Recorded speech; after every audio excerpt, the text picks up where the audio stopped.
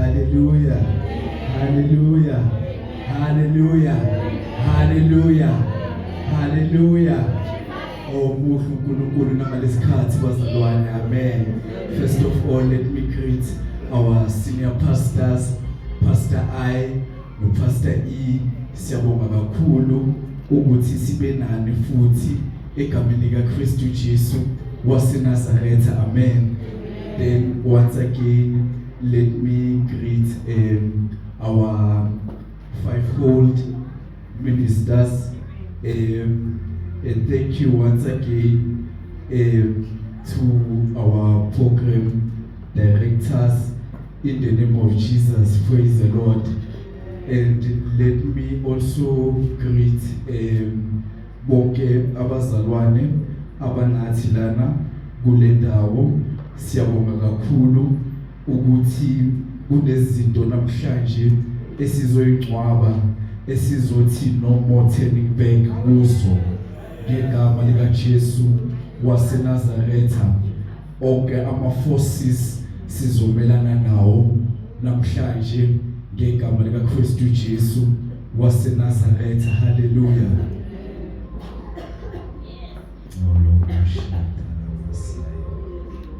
Yes, Lord. Yes, Lord. Hallelujah. Amen. Igazi lakhe lingiqobele mina.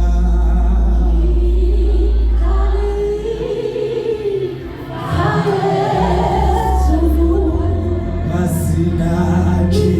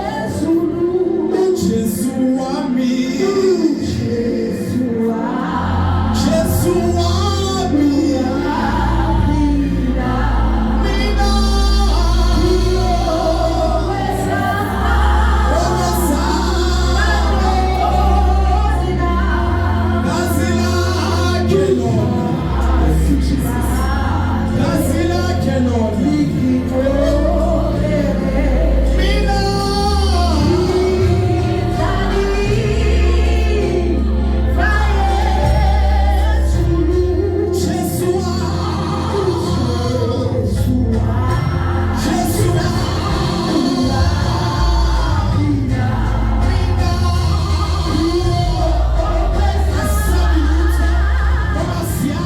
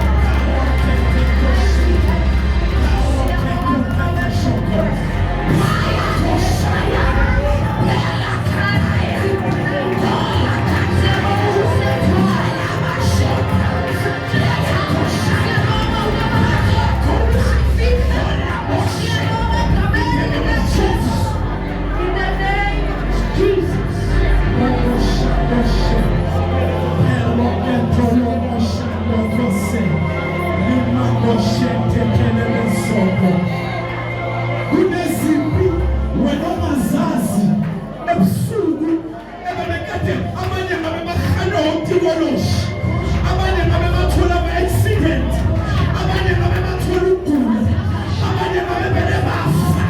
Ngoba wena uphethiweyo in the power of the blood of Jesus. Ifikele uhambe kwafika yakama likaJesu. Oh Jehova, Yesu lowani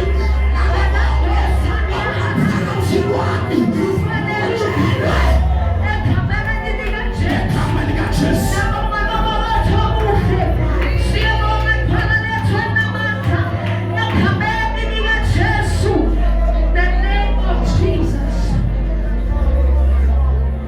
There were even altars wena ongawazi ebebekade bekelwe abantwana bakho. Ngiyabona akashukile wena mawabone nokwabona kunaziphi there are unseen warfares adlule kuso angekho even aware of them. Mase akuphaphamiza manje sithi wena apho mesele kangani ukuthi ufe wena, mesele kangani ukuthi ulahlekelwe imali wena, mesele kangani ukuthi umshado wakho uphele wena. Ziningi into zakho kulo nyaka ka-2025 usathane ebebekade cabanga ukuthi uzojabula ngazo uma wena uhawuleka, kodwa namhlanje ukomile.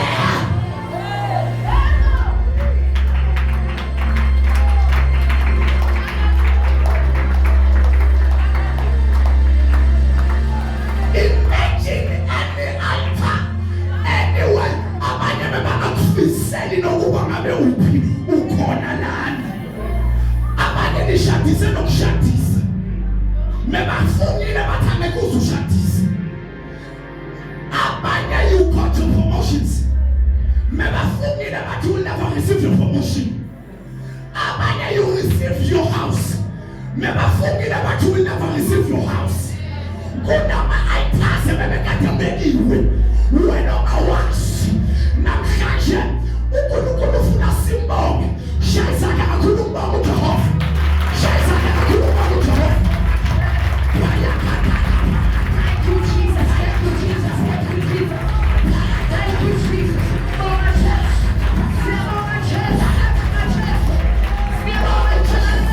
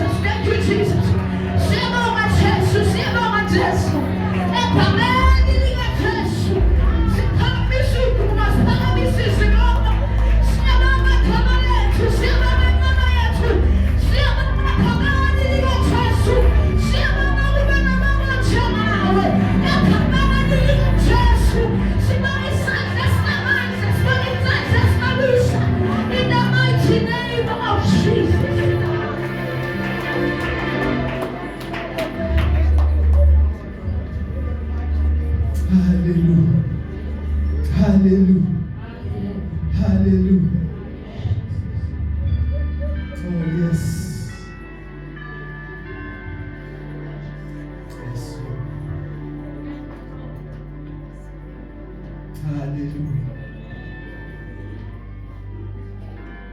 Yes.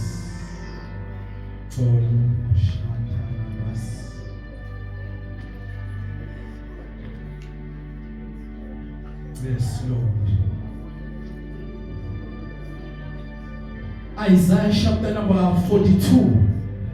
Isaiah chapter 42.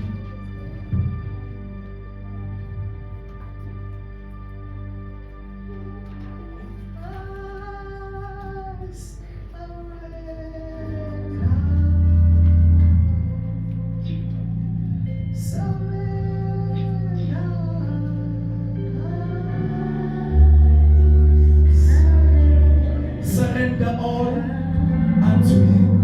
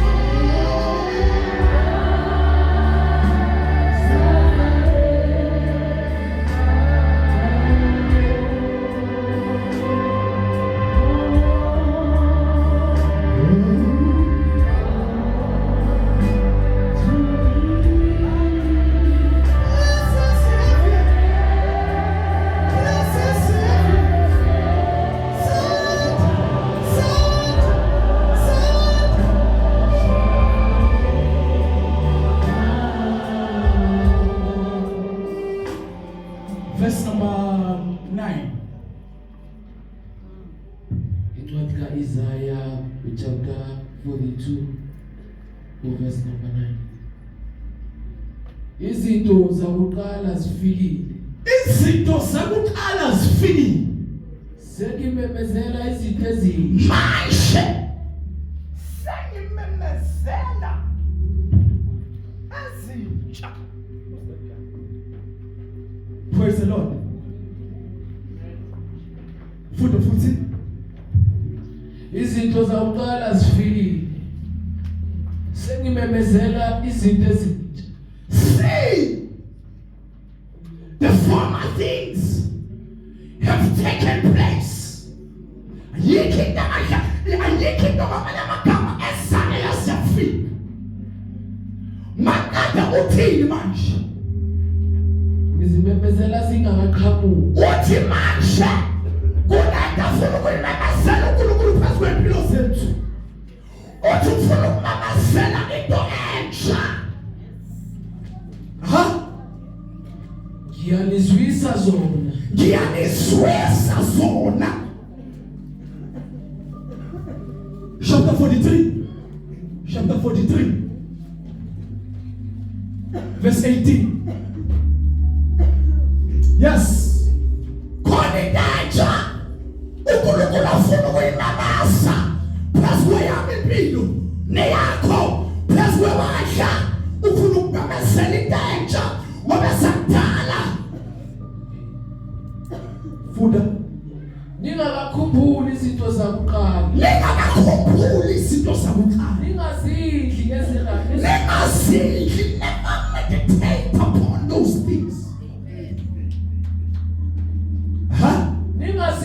ningazidli ngezindaba zasendulo. Ningazidli ngendaba zasendulo. Bhekani ngiyakwenza okusha. uNkulunkulu ngamanye amagama uma athi usuyazi into entsha, ngamanye amagama uyifaka yena, uthi uNkulunkulu I want to intervene. Ngifuna ukungenelela empilweni yakho, ngifuna ukwenza into ehistory engayazi, ngifuna ngamanye amagama as the year is about to start, let us have a hunger yokuthi Nkosi lentsha afuna ukuyenza ngempilo yami, ngekhaya lami, ngiyakuvumela wayenza into umhlaba ongayazi, inkosi angayiboni, inhliziyo angayazi. It is what God is announcing. It is what God is declaring, that in your life I'm about to do something new. Ngikhathele into zakudala, ngikhathele khona izinto eziyenzeka 2025, eziyenzeka 1995, eziyenzeka 2016. Kodwa manje uthi I am bringing you, I am declaring 2026.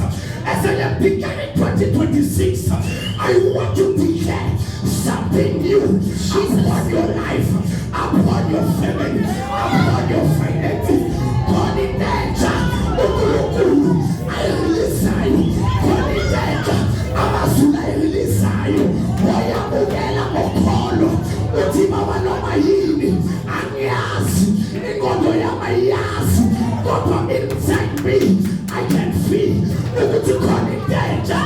Yes, ukuthi sosa kanjani amazi, kodwa ngiyazi ukuthi yes, ukuthi kanjani amazi.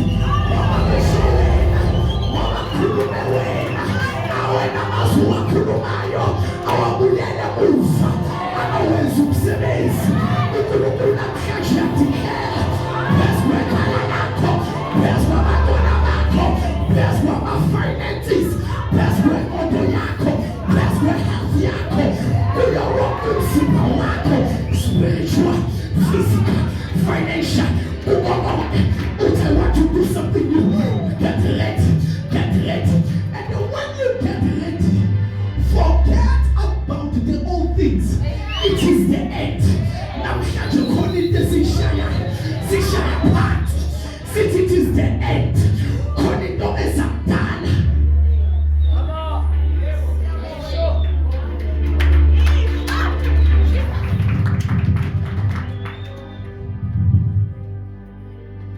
uNkulunkulu namhlanje uthi depart, move away from 2025. Kuma disgrace, kuma success ka 2025, move away, because I'm about to introduce something. In other words, yena ngokwakho uyoyenzayo. Uthi I am doing a new thing. Khona into ayenza uyasefa, khona yosefa. Something is about to happen.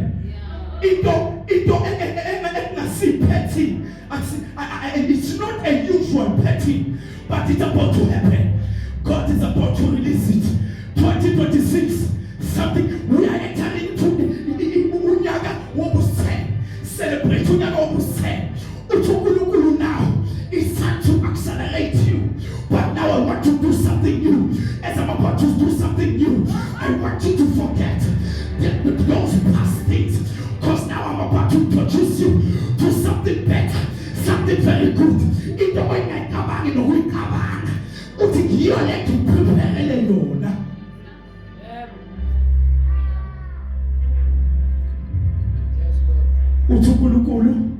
We must forget the past, because when we concentrate on our past success, sambona uNkulunkulu avululwa ndlolibovu, sambona uNkulunkulu avula abantu amehlo. Uthi lezo zinto lezo zisenza ukuthi ziyasiblinda ukuthi singamboni uNkulunkulu singabe ready for what new thing is about to do. Praise the Lord. So now namhlanje uNkulunkulu usinika naso ke isithembiso. Funda verse number 19. Uthi bhekani. Yes. Ngiyakwenza okusha.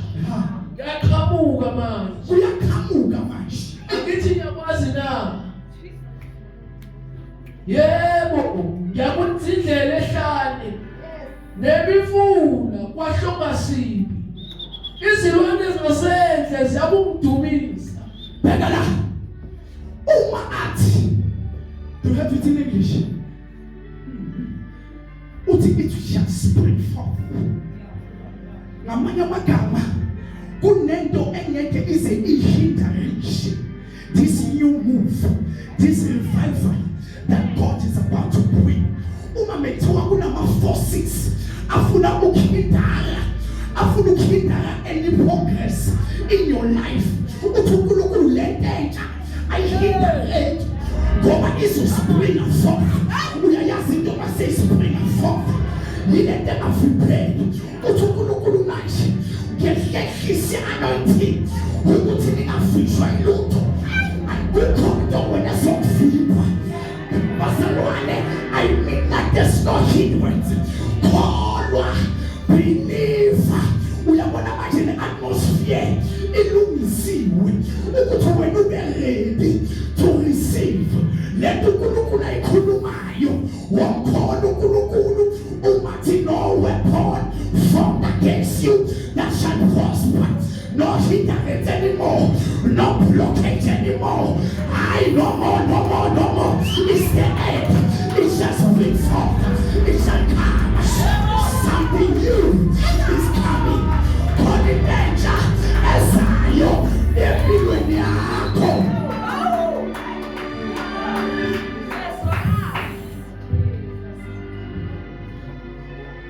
Praise the Lord.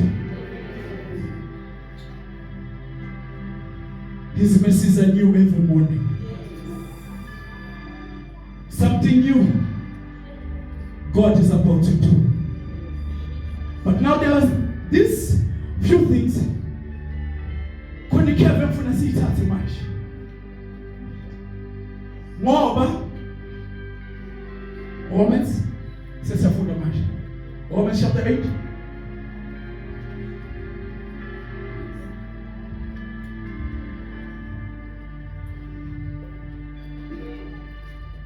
Asithalela ku verse 1. Incwadi yamaRoma isahluko 8 verse number 1. Yes. Kanjalo akusekho ukulahlwa kwaba uKristu Jesu. Kanjalo akusekho ukulahlwa. Ngoba ukufundele ngeEnglish izongishaya isizulu. Therefore there is no condemnation to them which are in Christ. When you are in Christ, you are a new creature. Uyisdalwe esisha. Ngamanye amagama nasi isithembiso uNkulunkulu asibekayo ukuthi ukulahlwa wena konje utheni? There is no condemnation. Kubeka? For them which are in Christ Jesus. For those who are born in Christ, those who are new creatures. So now when I'm in Christ, semanje senyazi ukuthi kunezinto angeke zaze zamkhubaza noma zaze zamlimaza. Sahamba nayo siqhubeke. Who walk not after the flesh. Who walk not. I'm not sure to forget the old. So now, to those who don't walk according to their what? Flesh. In other words, there's that past. There's that good at their past. Embaphilu umuntu bayishwe izinto sakibo. Because masosebisiwe kuwe uba introduced to something that is very new. So now, to those who do not walk according to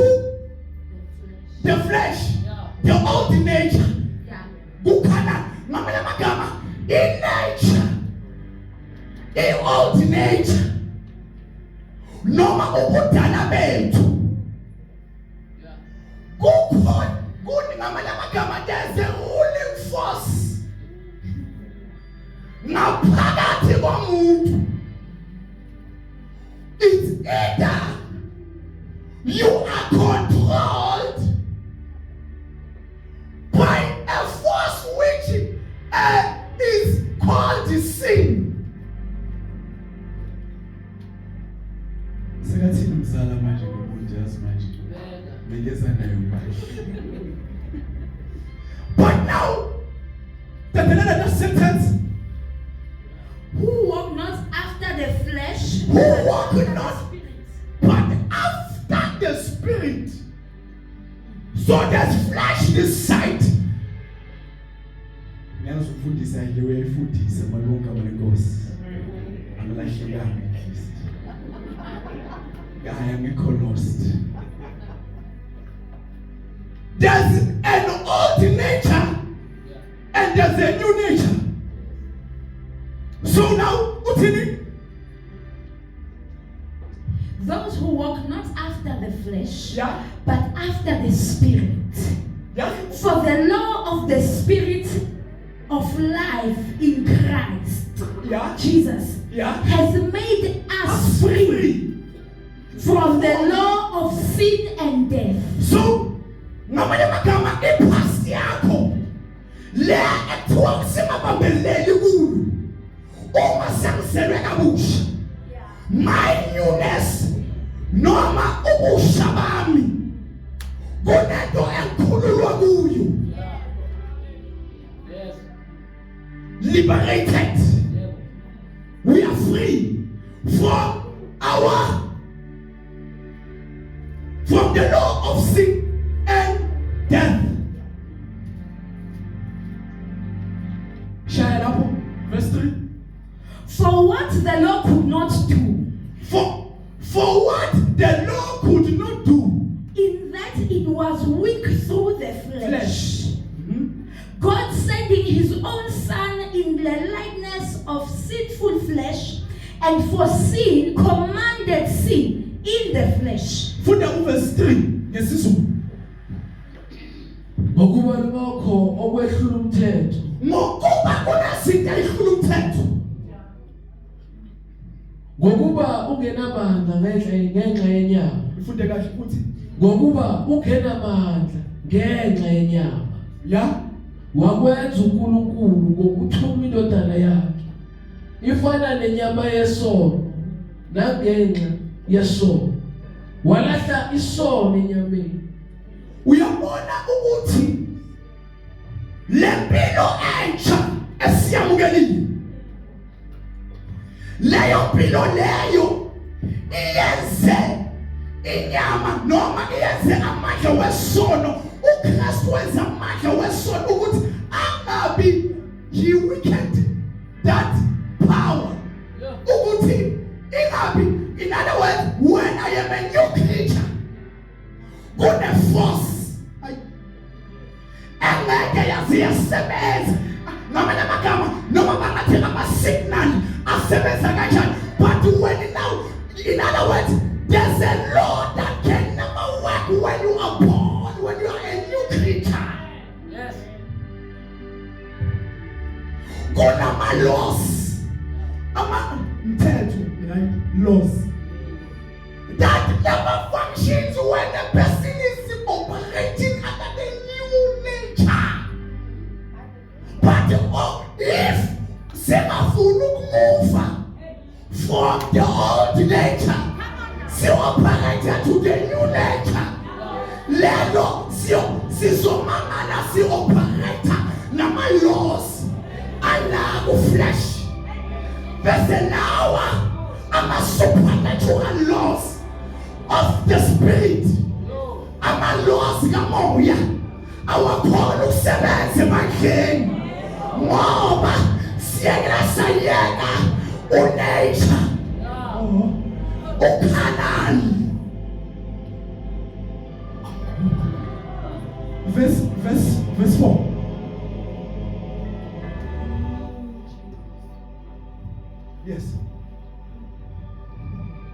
That the righteousness of the law might be fulfilled in us who walk not after the flesh, but after the Spirit.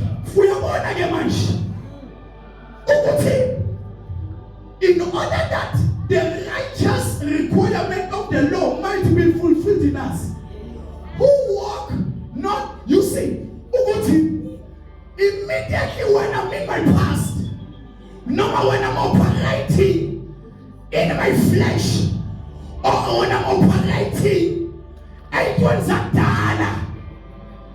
Thina sakhule ekhaya benza kanje nawe uzoyenza kanje. Thina sazi ukuthi kwenziwa kanje la. So wena uzolalela umthetho wanaye siwenzayo. Kanti uNkulunkulu ufuna senzeni into ezintsha. Ayikhazwa ile masingena ku righteousness.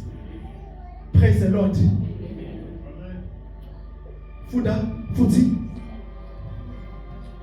That the righteousness of the law might be fulfilled in us. Might be fulfilled in us.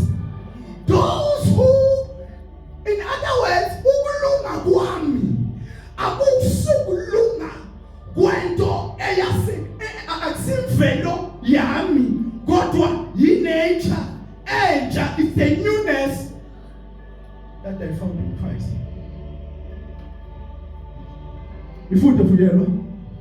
That the righteousness of the law might be fulfilled in us who walk not after the flesh but after the Spirit.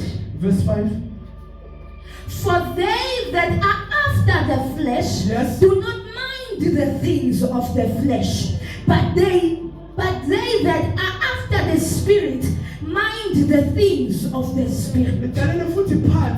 That sentence again. For they that are after the flesh do mind the things of the flesh. They mind the things of the flesh. But they that mind the things of the Spirit, yes, mind the things of the Spirit. But if we for they that are after the flesh, yes, do mind the things of the flesh. We are one of the operator. Colossians chapter number 3. Operator under the system. Newness. No matter operator. See operator. Momuntu ushilo umfundisi umajekani. Ukuthi manje sizofana noJesu. Singena la khona siyofana noJesu. So manje i-operation yethu ayisiyi mind ne-attitude of the flesh. Kodwa Colossians chapter 3. Iyi-mind lena e-operator noma le ebheke izinto ezingamo.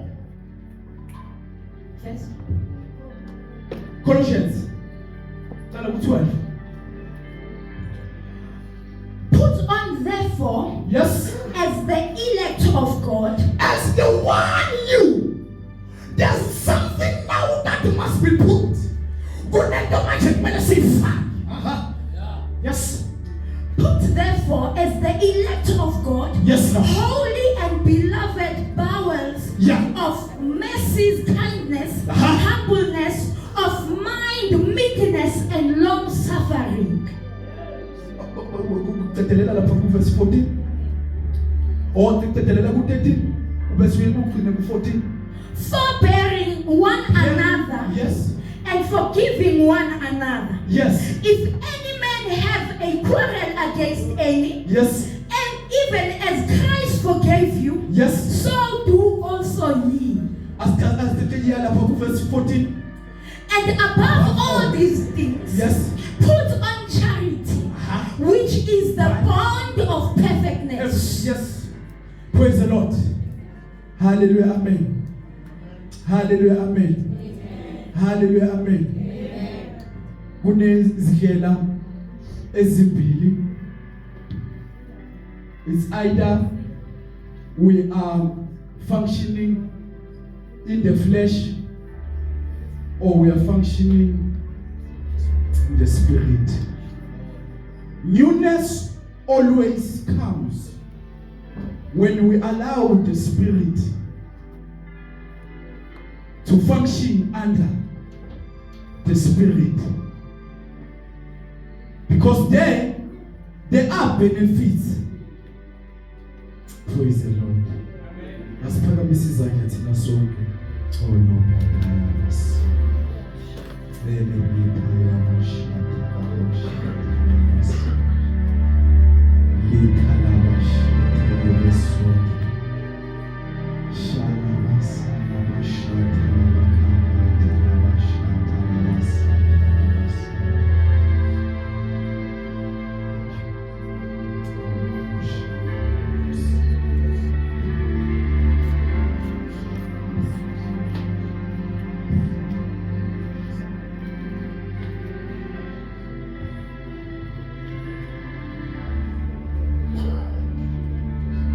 Father, in the name of Jesus,